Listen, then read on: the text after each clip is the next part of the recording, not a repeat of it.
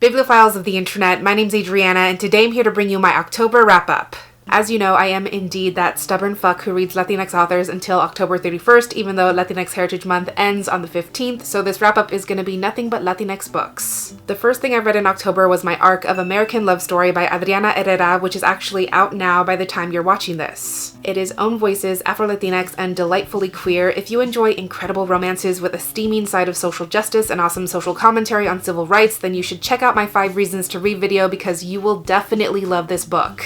After that, I listened to We Set the Dark on Fire by Taylor K. Mejia, read by Kyla Garcia. This is an own voices queer Latinx fantasy set in a world where the most distinguished girls are trained to either be a primera, the wife to run a husband's household, or a segunda, to be the one to bear his children, and either path ensures safety away from the rioting lower class. Our main character, Daniela, is at the top of her class, but the papers proving her pedigree are fake, and she faces even more tough decisions after she graduates and gets approached to become a spy for the resistance. Trigger warnings for depictions of poverty, racism, classism, sexism, references to abduction, ableist language, and violence. This book is badass and fast-paced, moving quickly towards an explosive cliffhanger with so much delicious tension and so many subversive twists. I think clearly this story is a direct commentary on how Latinx women specifically are forced into these roles where they're expected to be absolutely everything, to be smart, clever, decisive, fearless, alluring, compliant, and ultimately perfect by these impossible standards. It takes that idea and sort of flips it on its head when Dani realizes that she can take all these things she's internalized and been taught and use them to bring down the very system that forced them onto her in the first place. But I also think it's about the comfort of privilege and how tempting it is to lose yourself in privilege when the gilded doors open themselves to you, and how we have to continue to fight for those who have never known that kind of comfort. As one of the top primeras for the most prominent political families, Dani has access to incredible power and privilege, and part of her seeks acceptance from the very system that oppresses and devalues her people, which is a very real inner conflict. But Dani doesn't need to be told what she's up against, what she's worth, or what she can do. She knows that she's badass, and she knows she has to contend with all these things and play her part no matter what. And what I love about Dani is that she is afraid, but she is not powerless. This is a truly awesome story with so many exciting moments. There's an intoxicating FF romance at the forefront. What's not to like? I gave this one 4 stars. Then I finally listened to Nocturna by Maija Reads, coincidentally also read by Kyla Garcia. This is an own voices high fantasy story set in a distinctly Latinx world with 2 main characters, Finn, a thief who can change physical form and hasn't seen her own face in years, and Prince Alfer, first in line for the Castellan throne after his older brother was destroyed by magic. The prince is trying to figure out what happened to his brother and possibly bring him back, and he's willing to dabble in forbidden magic to do so, while Finn is trying to steal a priceless object from the royal family so that she can keep her magic. This story contains triggers for alcoholism, parental and domestic abuse, torture, and violence. I cannot overstate how much I love this and how much I needed this. The story imagines a world where the Spanish language is literally a form of power and the very thing that creates and conducts magic. There's even mention of this colonizing nation who tried to stamp out the magical language with their own, but it is literally not as powerful and potent as Spanish, which is such a dope fucking concept. Like, there's literally a moment when a character invokes Sana Sana Colita de Rana, Si no sana hoy, sanarás mañana as a healing spell, and because of how much they heard that as a child, that shit works. I also appreciate that both of these characters are so deeply emotional and complex. They're both chasing their own demons and grappling with power, all of its implications, and how they use that power, and I love that so much. The very air between Alfie and Finn sparks. They're funny and dynamic together, they have great witty banter and one-liners, and I love seeing them make their way through this world as unlikely heroes and friends. And to see all of these fantasy tropes and concepts that I know and love, but conquered by someone who looks and sounds like me, was my absolute favorite. For example, there would be something like breaking into a high security prison, and then I'd be like,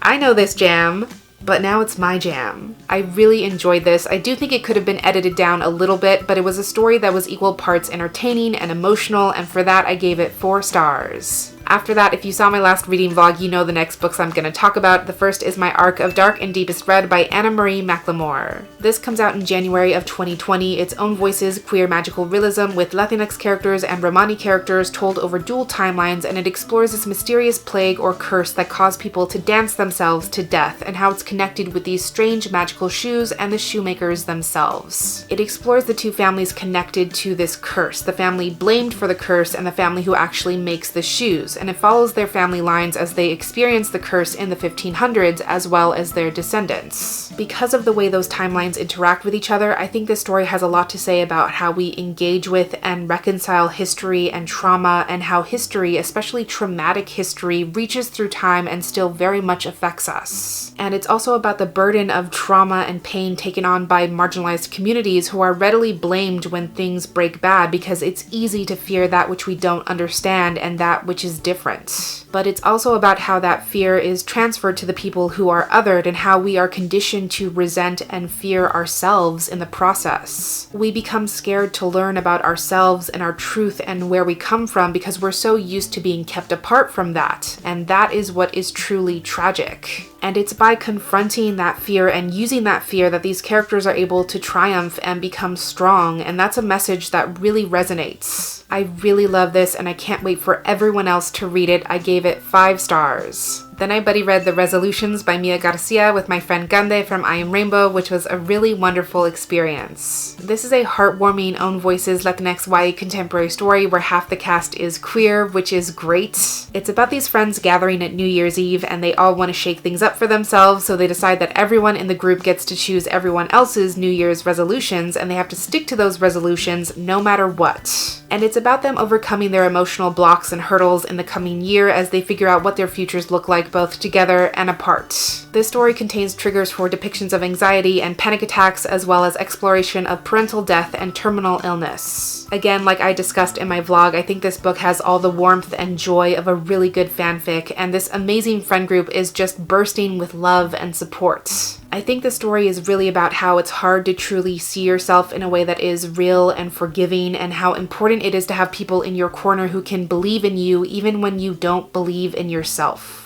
To have those people in your corner who see your struggles and respect what you're going through, but who love you enough to see you through those things, that's something that's at the forefront of this story and that's truly special to witness. This story has great flow, unforgettable friendships, explores different walks of Latinidad, and moves along with fantastic dialogue and emotional stakes for each character that runs so deep throughout the story, and at the end of the day, it's just a really good book.